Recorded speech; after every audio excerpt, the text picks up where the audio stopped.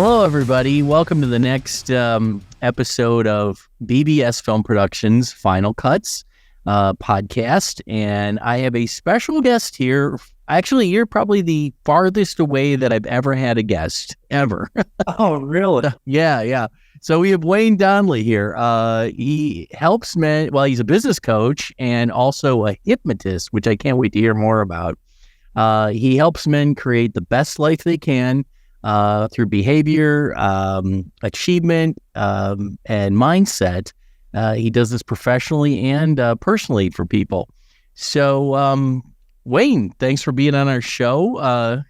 Look forward to talking to you. Yeah, I'm really looking forward to it too, Dan, and thanks for inviting me. It's great to be here. It's just after 8 o'clock in the morning for me on Wednesday. I think you're Tuesday evening or afternoon. That freaked us out because yesterday we were supposed to have a meeting and we were a day up different. And you're saying, I'll call you Wednesday. And I'm like, wait, no, what? It was so weird. Yeah. But that's cool. It's a different culture. It's awesome to be able to talk to people from all around the world now. So, hey, tell us a little bit about yourself and what you're doing now. Okay. Well, what I'm doing is helping people change their lives by getting inside them unconscious mind, that deeper mind, so we can change the programs inside them so they can change their life. Yeah. It's a really interesting area because once you change the mindset and the beliefs that you have, because it's our beliefs, they call it the BS, belief systems, that hold us back from being all that we can be. Right. Then when we change the mindset, we can change the actions we take and then the achievements we make. So I call it an MBA, mindset, behavior, achievement. So it does make a change in one's life. Yeah, that's a great acronym. So how'd you get started in this business? I mean, where'd you begin in this whole world of coaching? Okay, well, to keep it short, because you should never ask anyone to speak about themselves because they could possibly never stop. Awesome. So for the relevance of this, I was an accountant and financial planner for about 25, 26 years. And when we got to and I had my own business or ran other businesses or worked for people at a fairly high level. Mm-hmm. And we get to December 2008 and the GFC hits, everything seems to stop. And for those of us with some life experience, you'll know what I mean when I say my future was freed up for new opportunities. Hey, we all went through it then. You know, that was probably, other than now, I think the closest time to global economic failure. I mean, it was unbelievable. I mean, what do you think? It was pretty hard because no one needed a financial planner to tell them their money was worth half. Yeah, that just summed it up. And I had some really difficult conversations. I was running the financial planning arm of an accounting firm, and I was sent out to talk to people who wondered why that the money they thought was safe was no longer available, like in the terrible mortgage funds. Yep. So I was out there, and I had to figure out pretty quickly how to survive. Mm-hmm. Mm-hmm. So I just took on some contract work for a while, lost a lot of things, ended up going bankrupt. So there's some challenges there. And I thought, well, I've got to start again. And I didn't want to go back into corporate because I've had a gut full of the politics and bureaucracy. So I got a coach to help me figure out where am I going, the next stage of life. And I look back at some experiences around 2005 where I went into depression after spinal surgery. The sport that I loved, that I was passionate about, which is this picture here, surfboat rowing. I don't know if you guys are very familiar with it. No. So we have a boat, there's 4 guys, backs to the ocean and to the waves. And you have a guy at the back who is the position is called a boat sweep. Mm-hmm. And he was our coach. And it's a very repetitive action, the rowing. if you do not have the right technique, and we're going through waves, you're getting bashed all the time. Yeah. Jarring. And I ruptured my disc at L4, L5. And after a few months, I couldn't roll over in bed without crying. And take 40 minutes. I ended up having surgery. I went to a neurosurgeon on a Friday afternoon. He said, go and have a meal, come back to emergency, and we'll operate in the morning, or you're a paraplegic. Wow. Which is pretty confronting. Yeah. So turned up in emergency, couldn't get to bed till 2 or 3 in the morning. I was just laying on a concrete floor. I was in so much pain. I got to bed, and as I was laying in bed, they gave me a drip but no catheter, so they were filling me up with fluid. I couldn't pee. And as I was laying there in bed, the feeling disappeared, started in my toes, worked its way up my legs. I was losing feeling. Wow. I got up to my hips, roughly equivalent to where the L4, L5 is, and I had no feeling. And I thought, that's it. Oh no! I'm not going to make it. And the surgeon, they took me into surgery about 6 o'clock, 6:30, and I woke up that afternoon. The surgeon said, "Look, it's okay. You're not going to be a paraplegic, but it's always a but. Yeah. Don't cough, don't laugh, don't move too much, because if you get any blood on your spine, you're a paraplegic." So I sort of, for the weekend, I'm just laying in bed. Wow.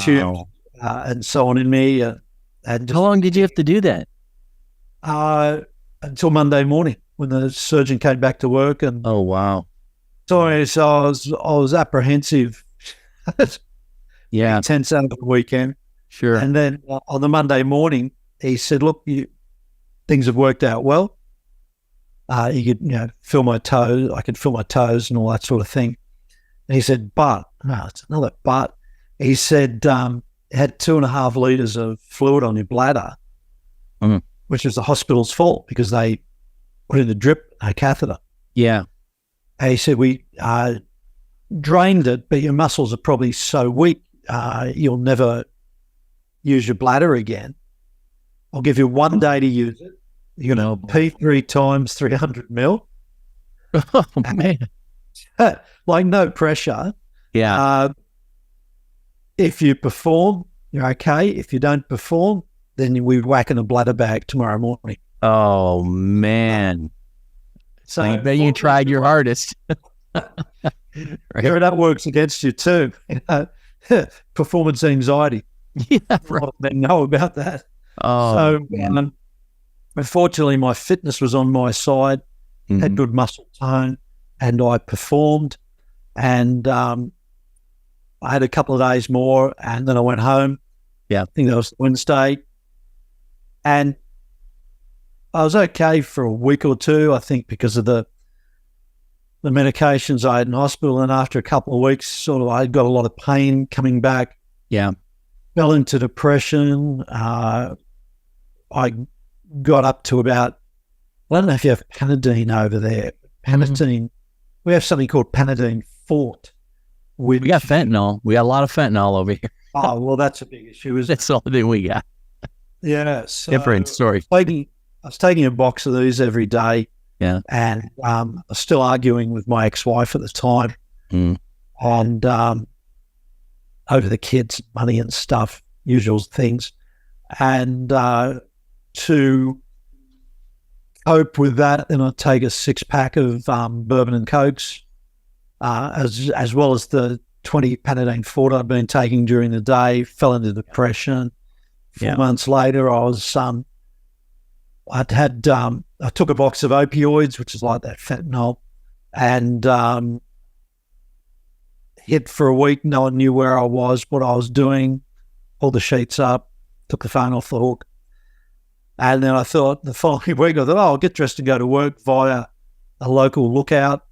Went to the top of the lookout, jumped over the fences, stood on the cliff, ready to jump. And now I was done. That was it. That was the point. Yeah. Yeah, I'd painted myself into a corner, my self-talk, my negative story, like this powerful negative affirmation. and the phone rang. And I thought, well, I answered. I stopped to see who it was. It was my best mate from the boat crew. And he asked what I was doing and took me back to his place for a coffee. I think it was about 6:30, 7 o'clock in the morning. Yeah. And I ended up getting referred to a guy who looked like probably as tall as Yoda, spoke a bit like Yoda, and is a very good counselor and therapist. Yeah. And, over a very short period of time, he turned me around from ending life to embracing life. Yeah. So profound. So as I'm going through the coaching in early 2009, we look back at that experience, and I said, that's it. I want to help other people the way I'd been helped.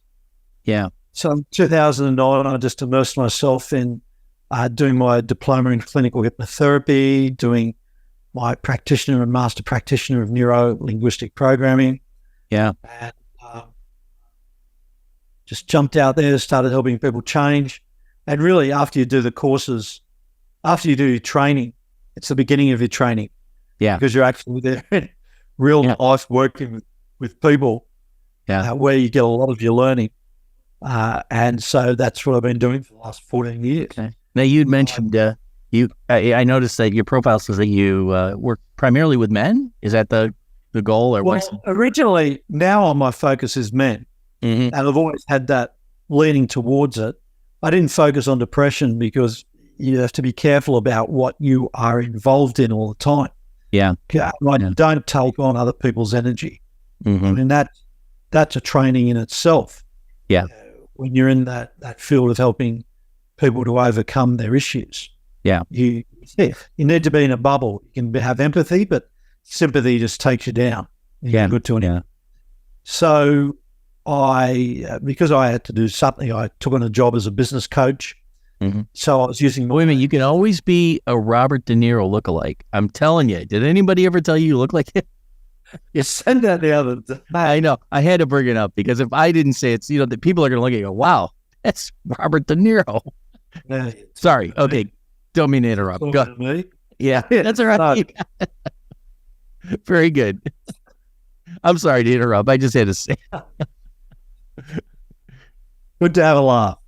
That's right. So I took those things in my training, went into business coaching because with the combination of the mind and business experience, you look at any business, the business is a reflection of the owner. Right. Yeah.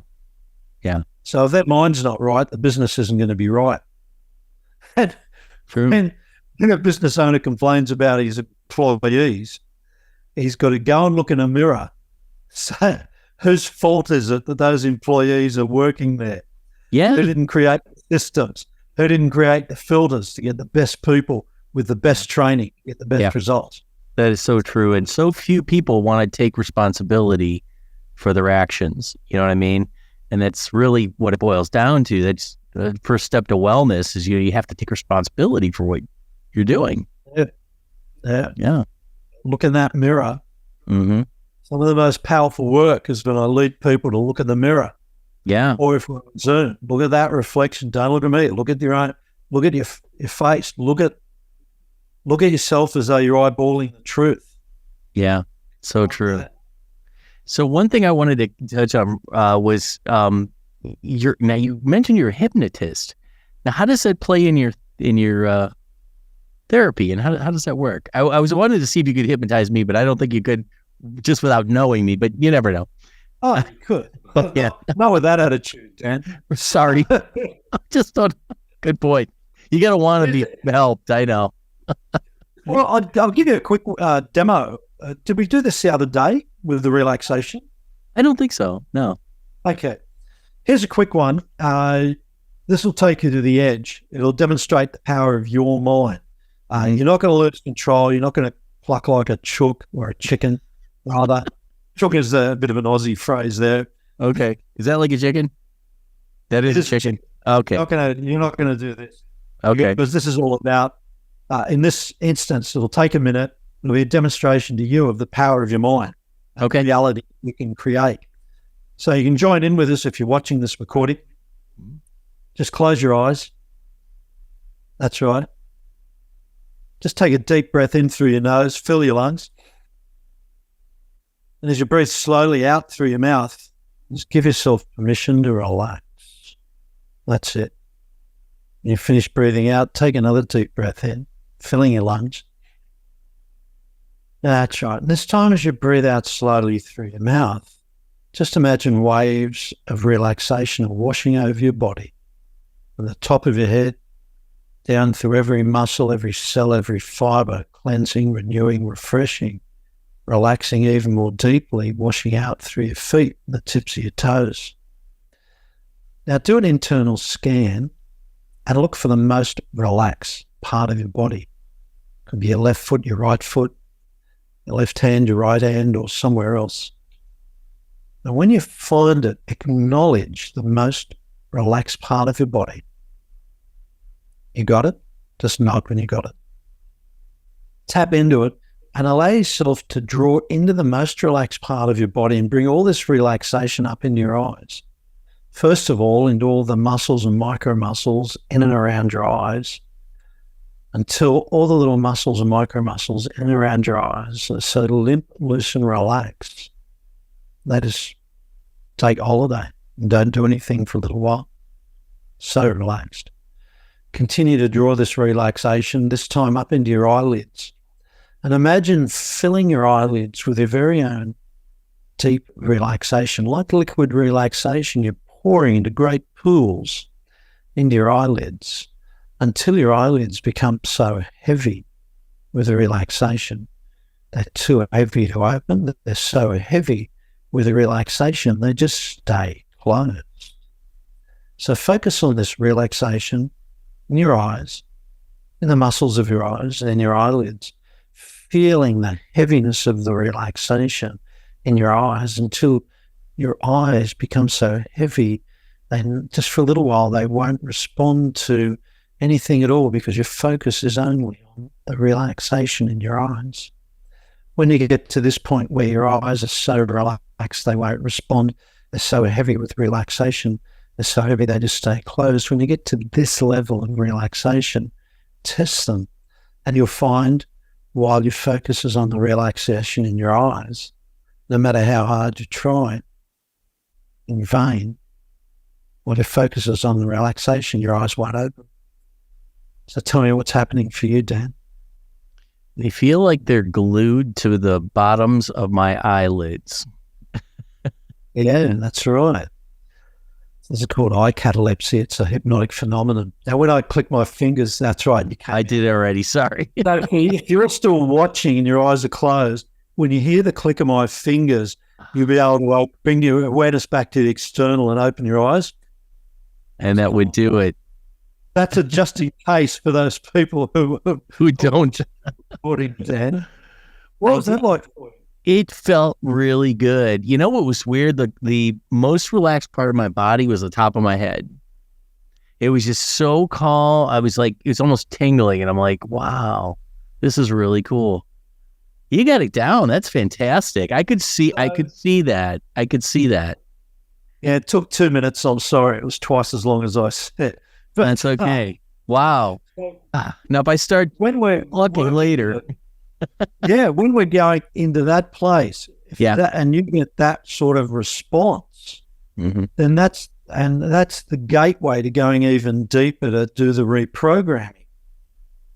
So I almost equate that to praying to some extent, because when I pray, you almost go into that area. You know what I mean? It seems to me that's the way I look at it sometimes. Yeah, well, when you go into that place, into that depth, it's theta, or it's like almost sleep-like. You know, when you're in bed and you're no longer awake, but you're not yet asleep. Yeah, that's space, and that is when naturally your unconscious mind is more open to taking on suggestions. Yeah. So if your partner's dropping off to sleep, if you're watching this and you want to drop in some suggestions, wait till they're almost just going off in bed. That's a good time to put in a casual suggestion. I have some ideas on that. I have to tell you. I'll tell you off there, but that's another story. Okay, so moving on really quick. I wanted to talk a little bit about video. It was funny because, we talked originally. We were talking and I said earlier, and I said, you ever think of doing like video? And you're like, oh my God, I got videos all over the place. So I went on your YouTube page. I'm like, wow, they're everywhere. So how do they play a role in what you're doing? Just getting the message out. Yeah. Because I want to get, you're using social media for attraction marketing. Yeah. People get a sense of you. If you just hear the voice, if you go into the old studies, words are 7%, tonalities 38% of communication. Yeah. 55% of communication is the body language, that sense, all the non-verbal stuff. Yeah. So video gives people a better idea of who you are than just listening to a recording. Yeah. Yeah. Because if you've been on a phone call, you develop a mental picture of that person, then you get a shock when you actually meet them. Yeah. So all those videos I've got on social media and YouTube, there's several hundred there. And you get a talk on different topics around mindset. Yeah. How you can change your mind, tips for doing certain things with your mind. I think it gives people a better sense of who you are. It's a more rounded picture. Right. Till we actually get to the place where we have a chat online and it's more one-on-one and this format is quite good. Right. That's true. And I see that more and more. It helps build the personality of not only the individual, but if you're a member of a company, you kind of get the personality of the company by talking to the owner a little bit, and their values and everything that they do. So yeah, that's cool. So what do you see the future of your industry right now? And how do you envision things going? Oh, see the crystal ball. That's right. Well, obviously video and Zoom is probably going to be a big part of it, right? Well, we've seen that change in the last couple of years through various circumstances. Yeah. Traditionally, coaching is previously would have been done face to face. You go to someone's office, or you get together in a group in an office somewhere, or you may have done it in. I tell you what would have been hard in the older days, doing it on phone, to get group and conference phone calls. Yep. Because you're really reaching out, so you only had your words and your tonality. Yeah. So from a hypnosis point of view, you would have had to been very good at conversational hypnosis. Yeah. Which was for those who are familiar with that area, you would have been using a lot of Ericksonian type of things, or NLP since the 70s. Yeah. But the video just gives us so much more. And then we go deep fake AI. Can AI, because AI is being used they say, to replace a lot of professional industries. Yeah. The accounting profession, the legal profession, and a lot of different things, because the AI can just go back and research precedents, research the law, if you call it research, and just come up and say, bang, this is what it is. You know what's strange, though? It's not perfect. It's not perfect yet. To give you an example, I typed into ChatGPT, tell me a little bit about Dan Portik. Write a profile for Dan Portik of BVS Film Productions, Cleveland, Ohio. And it came back, I think a 500-word profile. And it came back so off base. It said I was the director of the Titanic with Martin Scorsese. I was friends with him. We've known each other for years, and it couldn't find certain things, so it just filled it in with what it thought could be correct. Oh, wow. Is that something? I could use that as a marketing tool for you, Dan. I'll sell it to you. Don't worry. With people, get your community to say, hey, if it's true or false. This is ChatGPT, getting people involved.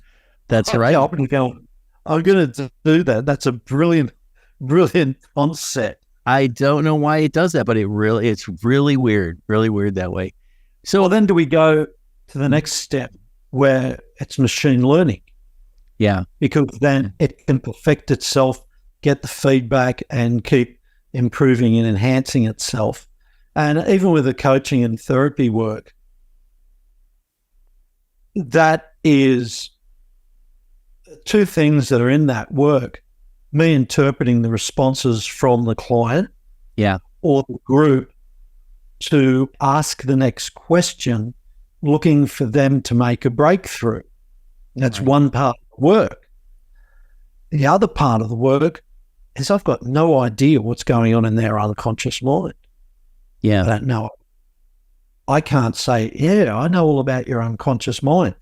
I don't know all about my unconscious mind. How am I going to know all about your unconscious mind? Right. Although there are studies that have been done, and I think there's things being done covertly as well as overtly, is depending on what you're looking at on the screen and your camera's watching you, it can monitor your eye movements, facial expressions, linking into what the content is on your screen and measuring your responses you may not even be aware of. Right. Facial tics and things like that. Yeah. Right. Yeah. A friend of mine who is based in Australia, and he's called the Human Lie Detector, Steve Van Apperen, incredible guy. Yeah. And he's using technology for his years of experience in law enforcement, lie detection, and so on, where because of a database and a history of human responses to truth and lies, it can detect like that with the possibility of whether you are telling the truth, stretching the truth, or telling downright lies. Yeah. Well, I still think AI is a pretty far away from a standpoint of being able to do therapy right now for all the reasons you just mentioned, right? So, but I think there's potential that it'll be a good assistant, I think, moving forward. It could be, because when you're working with another human, it's not just the physical, mental, emotional, it's going into the spiritual, and then you're going into like from the conscious to the unconscious to the universal consciousness. Yeah. Where we're all connected. We can't be not connected. Right. Like there's energy, there's force. When you look at a lot of self-improvement literature, if you're going through history, a lot of the lights that have gone before us talk about tapping into a universal field. How can a machine tap into a universal field of consciousness?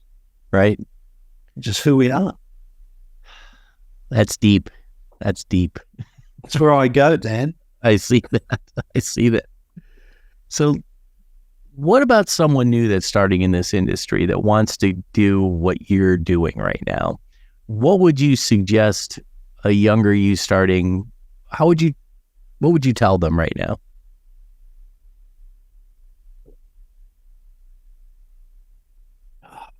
Wow, it's a big one. Speaking of deep. Yeah. Well, I think there was a guy many years ago called Charlie Tremendous Jones, went from a bankrupt cotton farmer into oil, probably found oil on his land. I don't know his whole history. And he said, you can have anything you want in this world. You have to only know two things. One, what you want. And two, what you're going to give or give up to get it. So those two things. And immerse yourself. If you want to be the best, you got to have a role model. Well, you know what you want, what you're going to give or give up. Have a great role model, a great mentor, tuition, learning everything you can. Never stop learning. Right. Because when you stop learning, you are stopped. Yeah. Things are always changing and happening. And learn as much as you can. And when you finish your official studies, your learning starts again at a different level when you're working with people in groups. Yeah. And keep making all the mistakes as quickly as you can to improve your learning. It's the only way you're going to succeed, right? You got to make mistakes. Yeah, works in pathway to your success, your professionalism, your skill is been making mistakes. You can learn from others. The biggest learnings will be the ones you make yourself. Yeah. Be the best you can be. And when you're doing that, then we come into that marketing side. Who is it you're going to be serving? Know who they are, what their aspirations are, what their pain points are, and learn about people. Mm-hmm. And you can go to a coffee shop and learn about people. You can watch two people talking. You can watch their body language. You can watch their interactions, their responses when you hear their words. They're great learnings. Every interaction you have with another person, and test things. Don't be afraid to go out and test things. Like, for a little while, what I was doing in 2009, I was walking around trying to hypnotize people in the street. I'd go up, say hello, do an introduction, and ask them questions. And I found I wasn't getting a lot of response. So I formed a meetup group, and I started teaching other people how to do instant inductions, where you do the handshake and knock them out. Well, that's probably a little bit harsh, put them to sleep. So this I got to see someday. I don't know how we'll do the hand.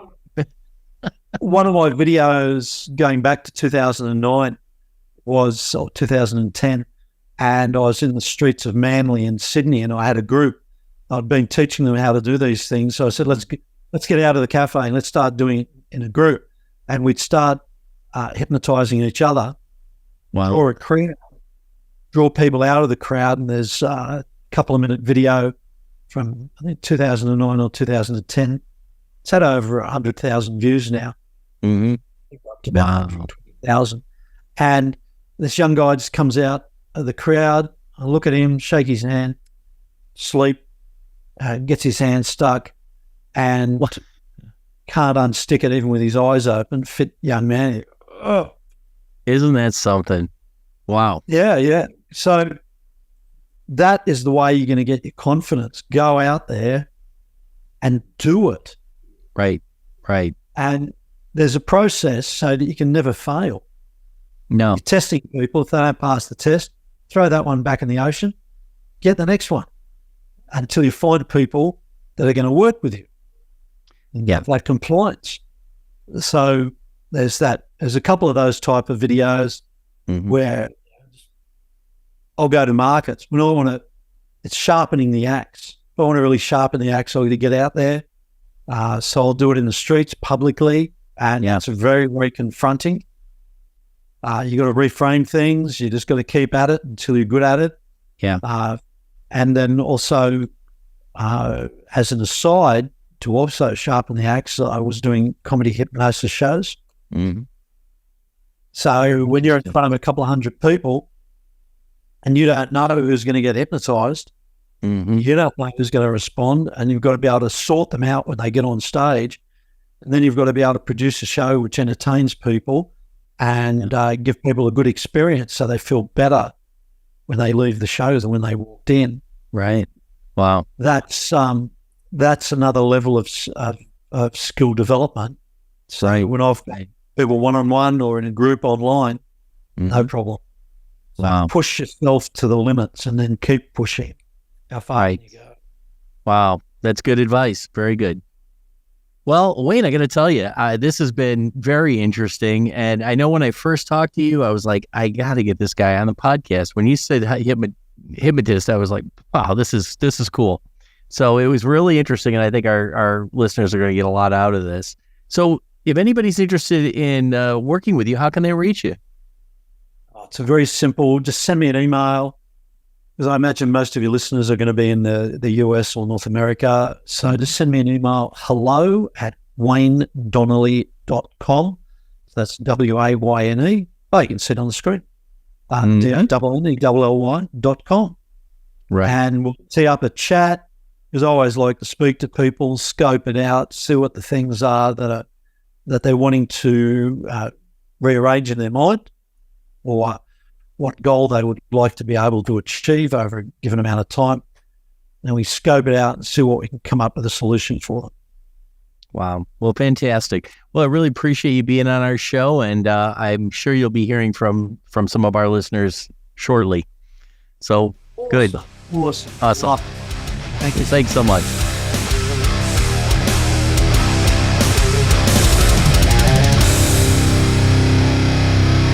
Let's face it, everybody loves to make podcasts and vodcasts, but nobody wants to edit them. Well, except for us. At Premier Podcast Productions, we professionally edit and distribute podcasts and vodcasts for companies around the world.